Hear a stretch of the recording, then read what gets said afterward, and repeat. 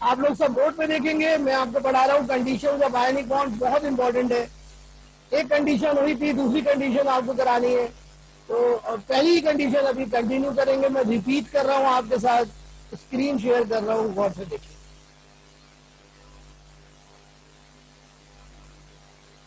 Ionic bond बनाने की पहली कंडीशन आपको बताई थी। आयोनिक बॉन्ड बनाने की पहली कंडीशन आपको बताई थी, the atoms taking part in bond formation should be dissimilar in nature, that is oppositely charged particles। ये पहली कंडीशन थी। इसको अब मैं समझाऊंगा बोर्ड के ऊपर एक दफा फिर आपको, और फिर दूसरा पॉइंट पढ़ाऊंगा। सही है?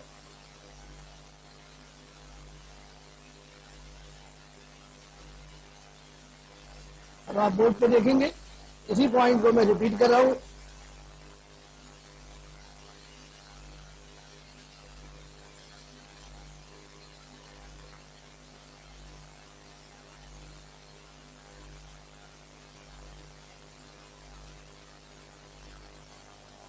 पहला पॉइंट है conditions for ionic bond formation.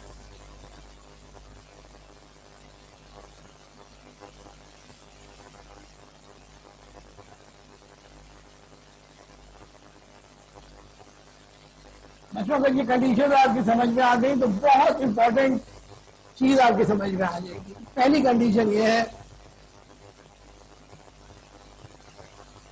कि आयनिक बॉन्ड बनाने के लिए जो दोनों एटम होते हैं उनकी नेचर अपोजिट होनी चाहिए, यानी एटम्स ऑफ अपोजिट नेचर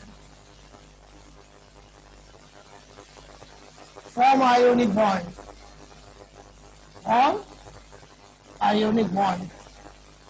अब इस बात का मतलब क्या है? इस बात का मतलब सुनिए, इस बात का मतलब यह है कि जो दोनों एटम हैं उनकी नेचर बिल्कुल एक दूसरे के उलट होनी चाहिए।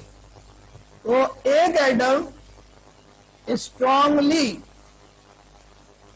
मेटालिक होता है तो दूसरा एटम स्ट्रांगली नॉन मेटेलिक होता है। अब आपको जब तक ये नहीं पता कि मेटल कौन है नॉन मेटल कौन है, आपको पता नहीं चल सकेगा कि आयनिक बॉन्ड किसके दरमियान बनेगा। जो स्ट्रॉन्ग मेटल होती है उनको इलेक्ट्रोपॉजिटिव एलिमेंट्स कहते हैं। तो यहां पर मेटल की जगह हम इलेक्ट्रोपॉजिटिव भी लिख सकते हैं, जबकि जो नॉन मेटल होती है उसको कहते हैं इलेक्ट्रोनेगेटिव एलिमेंट्स। तो बच्चों ionic bond is form between electropositive and electronegative elements. एक ये कंडीशन आप अपने दिमाग में डाल, दोनों एटम डिफरेंट है बिल्कुल। जो इलेक्ट्रोपॉजिटिव एलिमेंट होता है प्यारे बच्चों वो इलेक्ट्रॉन डोनर होता है, जबकि जो नॉन मेटेलिक एटम होता है वो इलेक्ट्रॉन एक्सेप्टर होता है। ये मेटल और नॉन मेटल की डेफिनेशन है जो आपने 9th क्लास में पढ़ी होगी। तो मेटल अपना इलेक्ट्रॉन डोनेट कर देता है नॉन मेटल को। तो जो मेटल का एटम होता है बच्चों वो कैटाइन यानी पॉजिटिव आइन में कन्वर्ट हो जाता है, और नॉन मेटल का एटम एनाइन यानी नेगेटिव आइन में कन्वर्ट हो जाता है। और फिर ये दोनों आइन यानी कैटाइन और एनाइन आपस में कंबाइन हो जाते हैं 3 डायमेंशन में एक खास पैटर्न में, जिसके नतीजे में ये बनाते हैं क्रिस्टल लेटिस। क्रिस्टल बनाते हैं जिसको क्रिस्टल लेटिस कहते हैं। तो कैटाइन और एनाइन 3 डायमेंशन में खास पैटर्न में कंबाइन होकर क्रिस्टल लेटिस बनाते हैं। ये आयोनिक बॉन्ड की पहली कंडीशन है। भाई आप लोग लेट आएंगे तो फिर बैठे रहेंगे, मैं तो लेक्चर दे रहा हूं, मुझे तो नहीं पता चलता कि कौन बच्चा आ रहा है कौन बच्चा नहीं आ रहा। हर वक्त तो मैं मैसेज नहीं देख रहा होता। अब बच्चों आपको मैं एक बहुत ही खूबसूरत चार्ट बनाऊंगा और उस चार्ट से मैं आपको आयनिक बॉन्ड बनाने की तरकीब बताऊंगा। पहले पॉइंट ही अभी चल रहा है, खत्म नहीं हुआ है।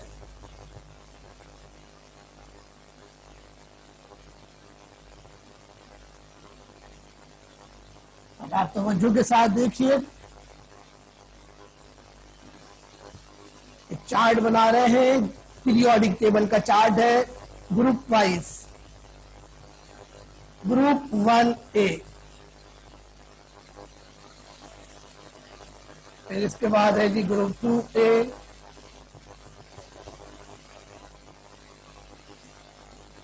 ग्रुप 3A,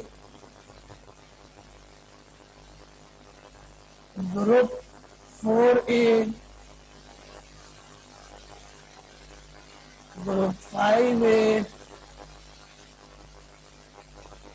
ग्रुप 6A और आखिर में ग्रुप 7A। ये मैंने 7 ग्रुप्स लिख दिए जो कि पीरियोडिक टेबल के होते। 8वां ग्रुप मैंने नहीं लिखा, नोबल गैस है, क्योंकि वो आयंस नहीं बनाते। अब आप जरा गौर से देखिएगा तवज्जो के साथ। ग्रुप 1 में जो एलिमेंट्स है उनको हम M से जाहिर करते हैं। ये सब स्ट्रॉन्ग मेटल्स हैं। ये एक इलेक्ट्रॉन लूज करके अपना आयन बनाती है M+1। ग्रुप 2 के जो एलिमेंट्स है उनको हम M- से जाहिर करते हैं और ये 2+ आयन बनाती हैं। ग्रुप 3 में जो एलिमेंट्स है उनको हम M" से जाहिर करते हैं, M" और इनके ऊपर चार्ज होता है 3+। ये इन आयंस का जर्नल सिंबल है। ग्रुप 4 के एलिमेंट्स अमूमन आयंस जो है वो नहीं बनाते। ग्रुप 5 के एलिमेंट्स को हम जाहिर करते हैं Y से और इनका चार्ज होता है 3-। ग्रुप 6 के एलिमेंट्स को हम जाहिर करते हैं Z से और इनका चार्ज होता है 2-। और ग्रुप 7 के एलिमेंट्स का ऑफिशियल सिंबल है X और इनका चार्ज होता है 1-।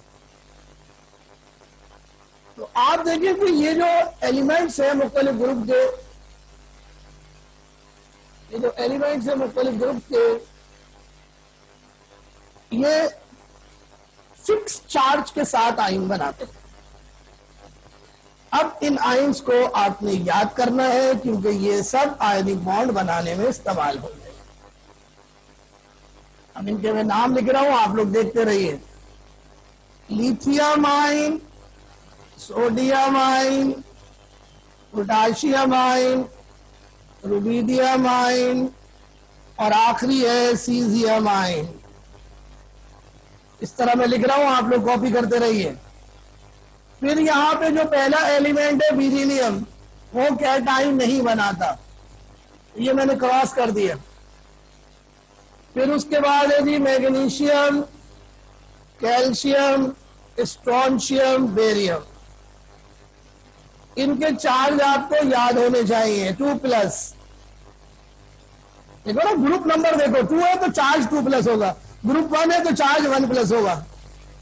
ग्रुप 3 में आइए, यहां पर बोरोन है, बोरोन जो है वो चार्ज कैटाइन नहीं बनाती।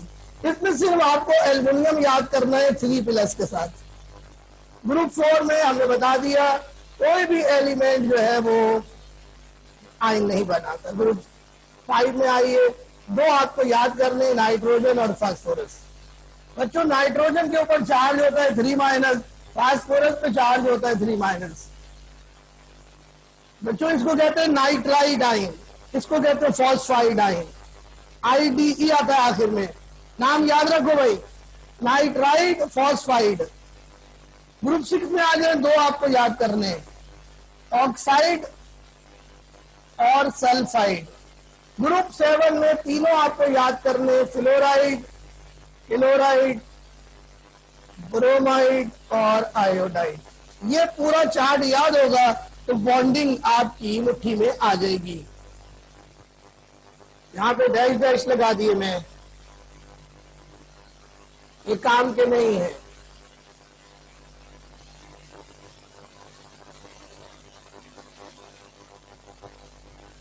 जी जनाब, समझ में आ रहा है ये चार्ट? ये बेटा जल्दी से बताइए, ये चार्ट समझ में आ रहा है सबको? बेटा ये आइंस का चार्ट है। तो बच्चों जो शुरू के 3 ग्रुप्स हैं, जब वो आखिरी के 3 ग्रुप से कंबाइन होंगे तो वो आयोनिक बॉन्ड बनाएंगे। तो अब आयोनिक बॉन्ड किस तरह बनेगा, किस तरह उसका फार्मूला होगा, वो मैं आपको बोर्ड पे बताऊंगा। लेकिन पहले ये सिंबल है ज़ारा जुनैद, हमने रखे हैं ये आपकी आसानी के लिए, क्योंकि इम्तहान में ये सिंबल यूज करके फार्मूले आते हैं।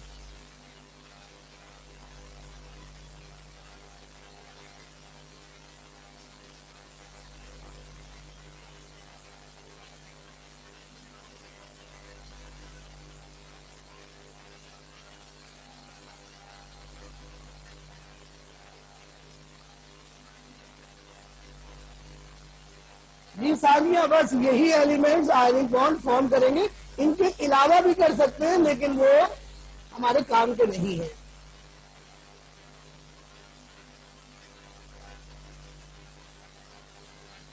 और अब बच्चों मैं आपको बहुत ही इंपॉर्टेंट चीज कराने जा रहा हूँ। आप लोगों ने कॉपी कर लिया है? कोई क्वेश्चन आप नहीं कर रहे हैं?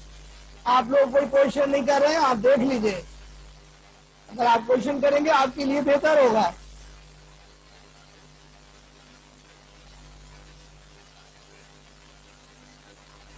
जल्दी करें बेटा, जल्दी जल्दी, हरी आप।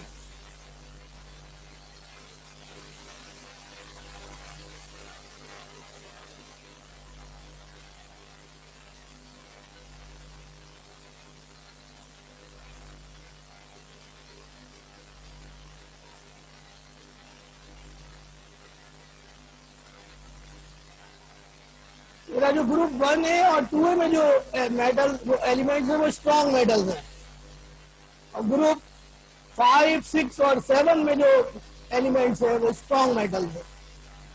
ग्रुप 1, 2 और 3 में जो एलिमेंट्स हैं उनके पास 1 से लेकर 3 तक वैलेंस इलेक्ट्रॉन है, और ग्रुप 5, 6, 7 में जो एलिमेंट्स हैं उनके पास 5 से लेकर 8 वैलेंस इलेक्ट्रॉन है।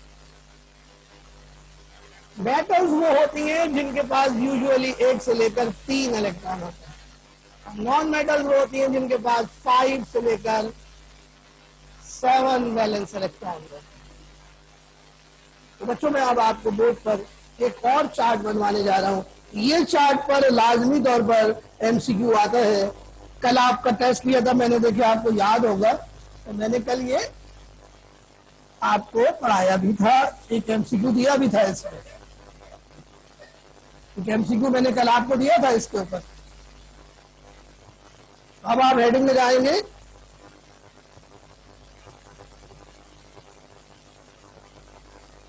Prediction of formula of ionic compounds between atoms of different groups, between atoms of different groups। Recording होगी। तो अब बच्चों इसको चार्ट हम बनाएंगे, देखिएगा आप लोग।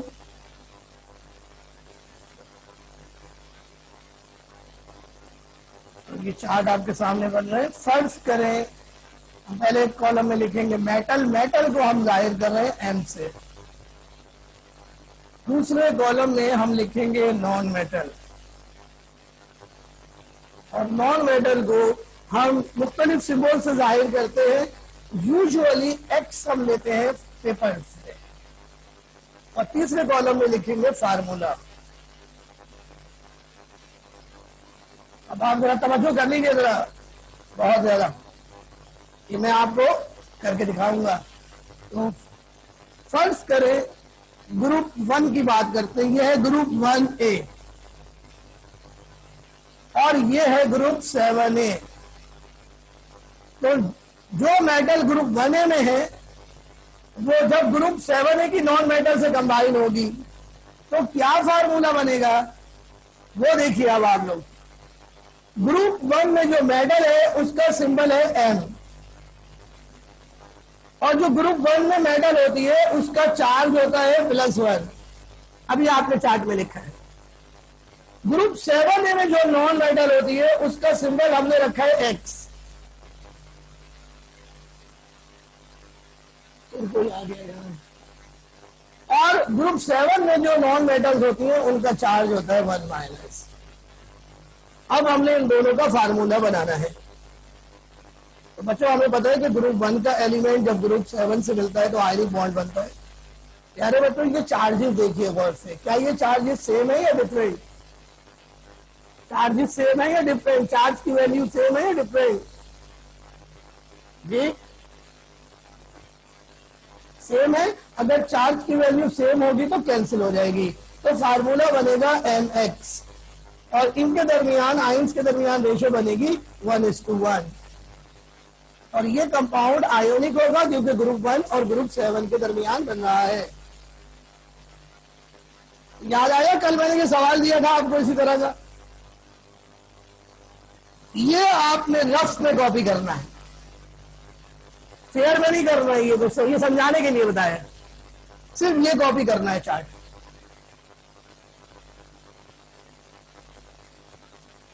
अब एक और लिख के दिखाता हूं आपको, देखिए। ग्रुप 1A और ग्रुप 6A, अब इनके दरमियान जो फार्मूला बनेगा वो आप मुझे बताइए, रफ में करके मुझे फाइनल आंसर बताइए। ग्रुप 6 का चार्ज क्या होता है? 2-। जरा जल्दी से बताइए।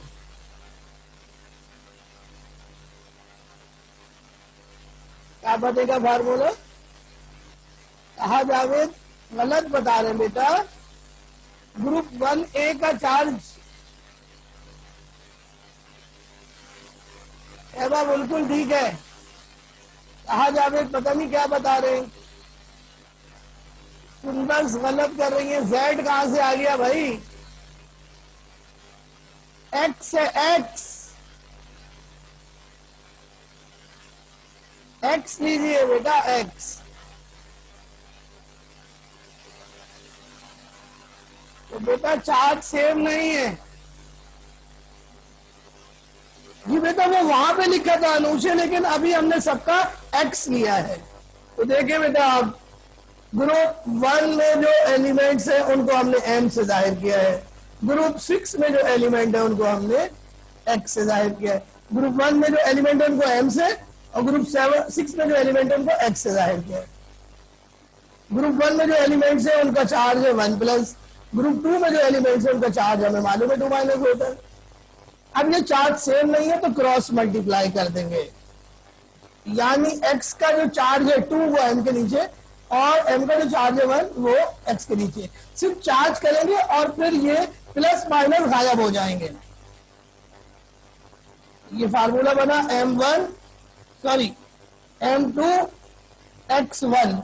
1 लिखते नहीं है, 1 अंडरस्टूड होता है, तो फार्मूला बना 2:1 की रेशो में m2x। समझ में आया? समझ में आया भाई? यार बोलो समझ में आया भैया? लो स्टूडेंट्स, अब एक और देखो बेटा। ग्रुप 1A और ग्रुप 5A, इनके दरमियान जो फार्मूला बनेगा बताओ बेटा जल्दी से बनाकर। बेटा -2 बेटा चार्ज है ना अनुशे, ग्रुप 6A के एलिमेंट्स जब आयन बनाते हैं तो उनका चार्ज होता है 2-।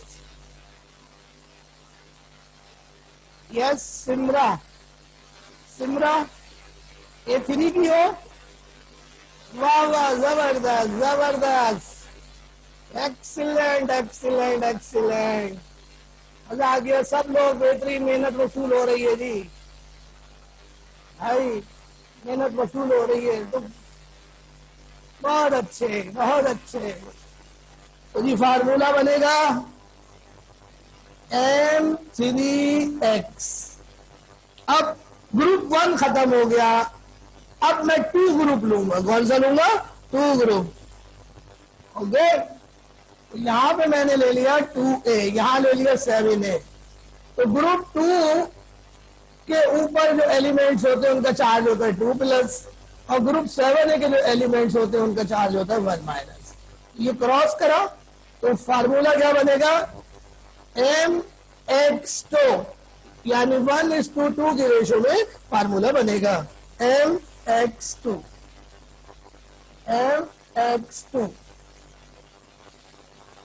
इस तरह बच्चों आप जो है वो आप मुख्तलिफ ग्रुप्स का मुझे करके दिखाएंगे। ग्रुप 2A, ग्रुप 2A, और यहां यही ग्रुप्स लेंगे आप।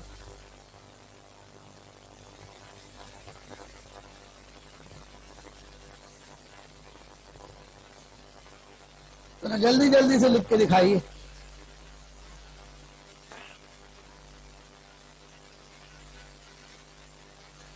तो सब आयोनिक कंपाउंड्स हैं।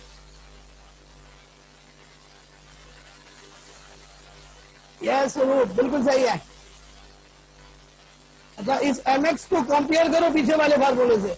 मर्दा गलत कर रही हो बेटा, गलत कर रही हो। चार्जेस सेम है। सुंदर बिल्कुल ठीक है। उरूप गलत कर रही हो। नहीं, उरूप ठीक है बेटा, ये तीसरे वाले का लिखा है तुमने।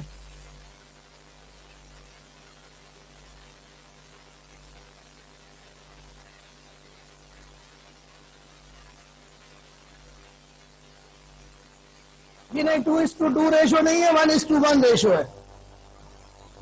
देखिए, ग्रुप 6 में जो एलिमेंट्स, ग्रुप 2 में जो एलिमेंट्स है उनका चार्ज होता है 2+, ग्रुप 6 में जो एलिमेंट्स होते हैं उनका चार्ज होता है 2-। 2 से 2 कैंसिल हो गया। फार्मूला बना MX। फार्मूला बना MX।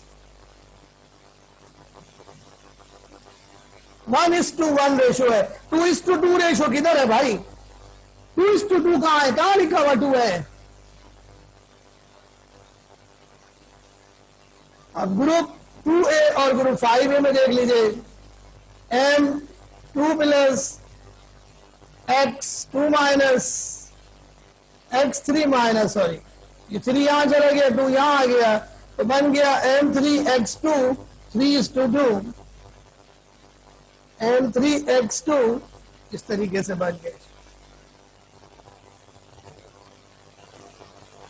तो ये मुख्तलिफ टाइप्स के फार्मूले आपके सामने बन गए। तो भाई बात समझ में आ रही है? बात समझ में आ रही है? कल पेपर में मैंने आपको दिया था ये क्वेश्चन। ये हर साल एक सवाल आता है एप्टीट्यूड में इसके ऊपर। अब आप लोग बताइए, आपको समझ में आया या नहीं आया? अगर नहीं आया तो फिर आपको समझाते हैं, फिर एक और तरीका हो तो एक और तरीके से समझाते हैं। पहले आप हमें बता दें सबको समझ आया या नहीं आया। कोई क्वेश्चन पूछना है तो पूछ लीजिए बेटा, प्लीज बेटा, फिर मौका नहीं मिलेगा देखे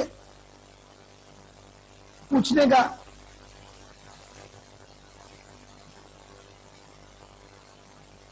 ओके बेटा, तो फिर मैं आपको अब दूसरी कंडीशन बताता हूं, आयोनिक बॉन्ड की दूसरी कंडीशन।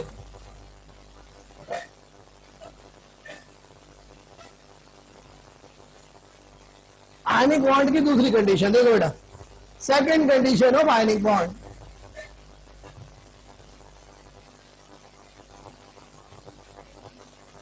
और जो आयनिक बॉन्ड की सेकंड कंडीशन ये है कि दोनों एटम्स के दरमियान इलेक्ट्रोनेगेटिविटी का डिफरेंस, यानी delta EN, electronegativity difference between bonded atoms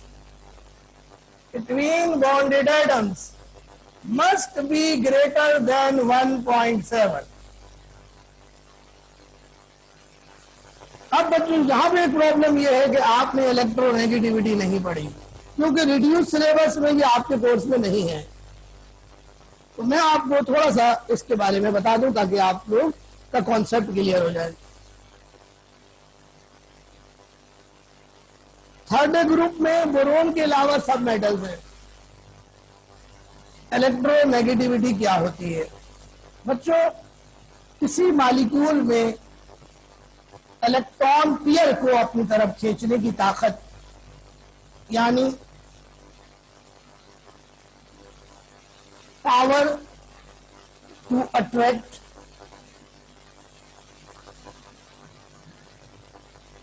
electron pair in a molecule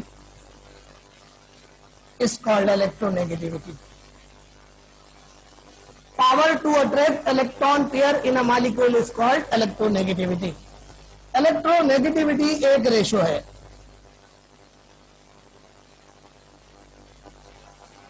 ratio between two electronegativities. सो इसका कोई यूनिट नहीं होता।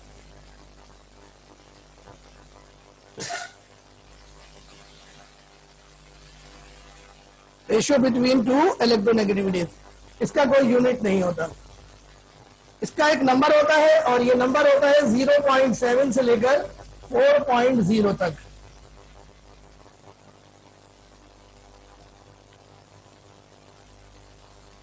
ये याद करना है वरना फिर आगे कुछ भी समझ नहीं आएगा।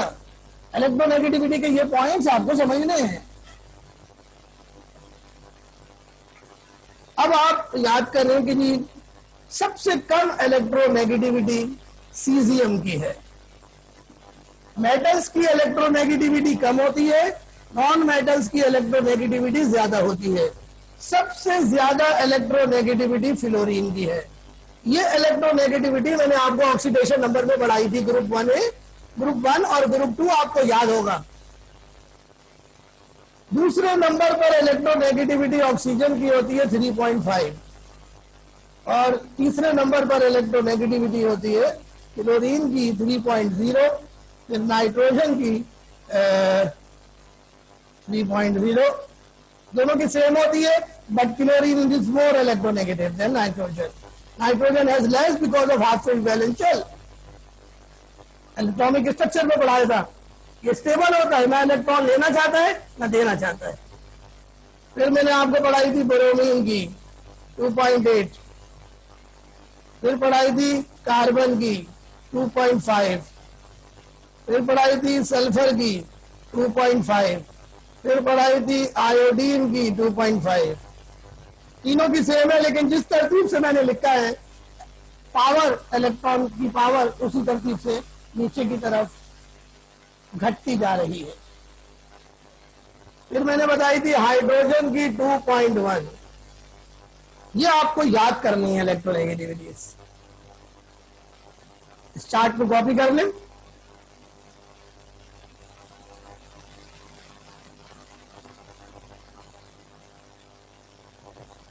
और बच्चों अब मैं आपको रूल समझाता हूं। यहां पर देखिए बच्चों, अगर दो एटम्स के दरमियान इलेक्ट्रोनेगेटिविटी का फर्क 1.7 से ज्यादा आए तो उन दोनों एटम्स के दरमियान आयोनिक बॉन्ड बनेगा। मिसाल के तौर पर देखें बच्चों, सोडियम क्लोराइड, हम सबको पता है इसमें आयोनिक बॉन्ड होता है, लेकिन क्यों? एक तो ये कि ये मेटल और नॉन मेटल के दरमियान बन रहा है, दूसरा इलेक्ट्रोनेगेटिविटी का डिफरेंस 1.7 से ज्यादा है। तो देखिए क्लोरीन की इलेक्ट्रोनेगेटिविटी कितनी है 3 और सोडियम की है बेटा 0.9। तो इलेक्ट्रोनेगेटिविटी का डिफरेंस निकालेंगे 3 minus 0.9 which is equal to 2.1 which is greater than 1.7। So NaCl में बॉन्ड बनेगा आयोनिक। अब ये इलेक्ट्रोनेगेटिविटी याद करनी पड़ेगी आपको ना, तभी डिफरेंस आप निकाल सकेंगे। तो ये था बच्चों आयोनिक और आयोनिक बॉन्ड की कंडीशंस जो यहां पे खत्म हो गई।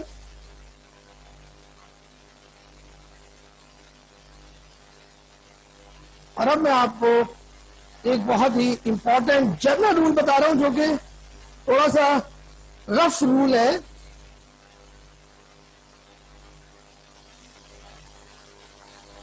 देखिए लीडर, अब मैं आपको बहुत ही आसान सा रूल बता रहा हूं, तमाम रूल्स को छोड़ के। हमें कैसे पता चलेगा कि कोई कंपाउंड आयोनिक है या कोवलेंट है? उसके लिए हमें देखना पड़ेगा कि वो मेटल और नॉन मेटल के दरमियान बन रहा है। दूसरा हमें देखना पड़ेगा कि इलेक्ट्रोनेगेटिविटी का डिफरेंस 1.7 से ज्यादा है।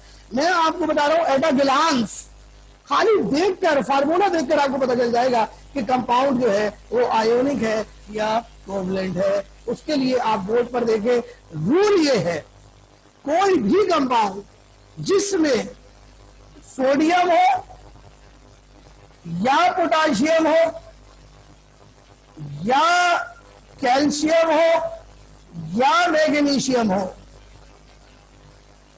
आंख बंद करके वो आयोनिक होगा।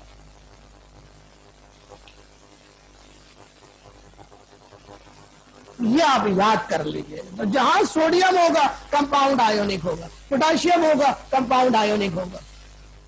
मिसाल के तौर पर देखें, मुझे बताएं, देखकर बताएं ये कंपाउंड आयोनिक है कोवलेंट है? जल्दी जल्दी भाई, जल्दी जल्दी यार, आयोनिक कोवलेंट, इस कंपाउंड को देखें, बताइए आयोनिक है कोवलेंट है? ये आयोनिक है कोवलेंट है? आयोनिक है कोवलेंट है? जल्दी से बताते रहिए। मैं लिखता रहूंगा, आप मुझे बताते रहिएगा।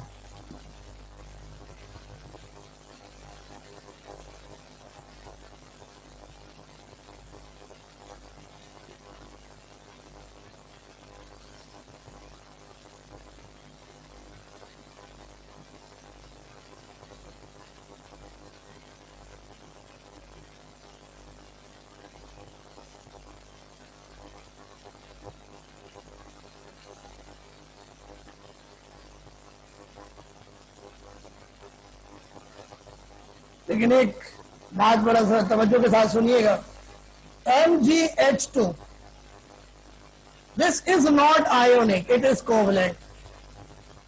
ये नोट कर ले अपने पास। मैग्नीशियम के चंद कंपाउंड्स कोवलेंट होते हैं, जो मुझे याद आते रहेंगे मैं बताता रहूंगा आपको।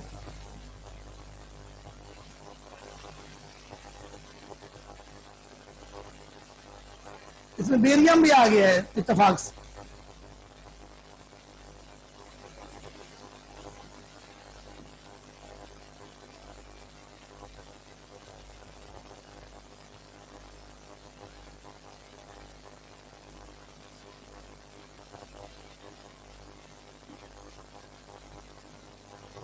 इस तरह तो रात हो जाएगी मेरे भाई, मैं कितने लिखूंगा कंपाउंड्स यार?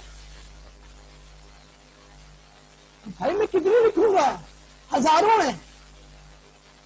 तो इसलिए मेरे भाई, जैसे ही आपको ये चारों नजर आए, sodium, potassium, calcium, magnesium, compound ionic होगा। बेटा बेरियम ग्रुप 2A का है बेटा, हाँ बेरियम ग्रुप 2A का है शिल्पा, तो ये भी आयोनिक बॉन्ड बनाता है। अभी आपको पीछे पढ़ाया है मैंने यार। बेरियम ग्रुप 2 में है, ग्रुप 2 के मेटल्स हैं जो आयनिक बॉन्ड बनाती है हाइड्रोजन के साथ। हाइड्रोजन के चंद कंपाउंड आयोनिक है।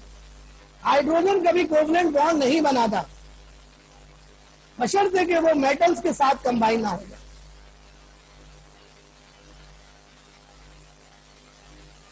और अब बच्चों हेडिंग लगाएं, formation of ionic bond in NaCl।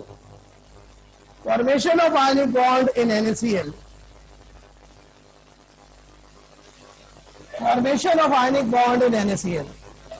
ये बच्चों मैं आपको बहुत ही मुख्तसर तौर पे पढ़ाऊंगा, क्योंकि ये रिड्यूस सिलेबस में हमारे कुछ भी कोर्स में नहीं है। तो मैं आपको जल्दी से इसके सारे स्टेप्स बताऊंगा, आप समझिए। Formation of ionic bond in NaCl। देखिए जी, आयनिक बॉन्ड सोडियम और क्लोरीन में कैसे बनता है, गौर से देखें बच्चों। सोडियम के पास एक वैलेंस इलेक्ट्रॉन है। सोडियम की इलेक्ट्रॉनिक कॉन्फ़िगरेशन है 281, यानी सोडियम के वैलेंस शेल में एक इलेक्ट्रॉन है। क्लोरीन के वैलेंस शेल में बच्चों 7 वैलेंस इलेक्ट्रॉन है। इन 7 वैलेंस इलेक्ट्रॉन को हम क्रॉस से जाहिर कर रहे हैं। तो क्लोरीन की EC होती है 287, इसी का मतलब होता है इलेक्ट्रॉनिक कॉन्फ़िगरेशन। बेटा A3 के बच्चों, ये एटॉमिक स्ट्रक्चर में पढ़ेंगे आप लोग। तो बच्चों क्लोरीन को एक इलेक्ट्रॉन चाहिए अपना वैलेंस शेल मुकम्मल करने के लिए, और सोडियम जब इसको अपना एक वैलेंस इलेक्ट्रॉन दे देगा तो सोडियम का जो पहले वाला शेल है उसमें 8 इलेक्ट्रॉन है। जैसे कि आपको बताया गया था, आयनिक बॉन्ड बनाने के लिए हर एटम अपना वैलेंस शेल मुकम्मल करना चाहता है, 8 इलेक्ट्रॉन करना चाहता है। तो बच्चों क्या सूरत हाल हुई, देखिए सोडियम ने अपना एक इलेक्ट्रॉन दे दिया क्लोरीन को। जब सोडियम एक इलेक्ट्रॉन देगा तो इसके ऊपर पॉजिटिव चार्ज आ जाएगा, और जब क्लोरीन एक इलेक्ट्रॉन लेगी तो उसके ऊपर नेगेटिव चार्ज आ जाएगा। ये वो इलेक्ट्रॉन है जो क्लोरीन ने लिया, तो क्लोरीन पर नेगेटिव चार्ज आ गया। ये पॉजिटिव और नेगेटिव आयन एक दूसरे को अट्रैक्ट करेंगे और इनके दरमियान आयनिक बॉन्ड बन जाएगा। अब जरा सा आप इलेक्ट्रॉनिक कॉन्फ़िगरेशन देखिए। सोडियम ने जो है वो एक इलेक्ट्रॉन लूज किया तो उसकी इलेक्ट्रॉनिक कॉन्फ़िगरेशन हो गई 2,8 और क्लोरीन की हो गई 2,8,8। अब वैलेंस शेल ये हो गया प्यारे बच्चों, और आप देखें कि दोनों एटम्स का ऑक्टेट जो है वो मुकम्मल हो गया है। तो आयनिक बॉन्ड जब बनेगा तो एक एटम जो मेटल का होगा वो इलेक्ट्रॉन देगा नॉन मेटल को अपने वैलेंस इलेक्ट्रॉन, जो कि उसकी वैलेंसी के बराबर होंगे। दूसरा एटम वो इलेक्ट्रॉन ले लेगा जो उसकी वैलेंसी के बराबर होंगे, और वो कन्वर्ट हो जाएंगे कैटाइन और एनाइन में, और फिर कैटाइन और एनाइन एक दूसरे को अट्रैक्ट करेंगे फोर्स से, जिसको कहते हैं electrostatic force. Electrostatic force between ions is called ionic bond. तो आयनिक बॉन्ड जब बनेगा, पहले स्टेप में कैटाइन बनेगा, दूसरे स्टेप में एनाइन बनेगा, और फिर ये कैटाइन और एनाइन आपस में जुड़कर सॉलिड क्रिस्टल बनाएंगे, जिसको कहते हैं क्रिस्टल लेटिस। इस स्टेप में एनर्जी निकलेगी जिसको लेटिस एनर्जी कहते हैं। तो बच्चों ये सिर्फ आपने आयनिक बॉन्ड के स्टेप समझने हैं, याद नहीं करने। कल इंशाल्लाह कोवलेंट बॉन्ड पढ़ेंगे। ओके, याद रहे कि अभी जो हम टॉपिक पढ़ रहे हैं वो हमारे कोर्स में नहीं है, रिड्यूस सिलेबस में, लेकिन पढ़ इसलिए रहे ताकि आगे समझ में आए। स्टूडेंट्स अपना फीडबैक मुझे दीजिए कि आज की क्लास कैसी रही व्हाट्सएप पर। ओके, कोई बात पूछनी हो तो व्हाट्सएप पे पूछ लीजिए। मैं 24 घंटे अवेलेबल हूँ, रात 4 बजे से लेके 11 बजे सुबह तक। सिर्फ इन टाइमिंग पर अवेलेबल नहीं हूँ, रात 4 बजे से सुबह 11 बजे तक। अल्लाह हाफिज।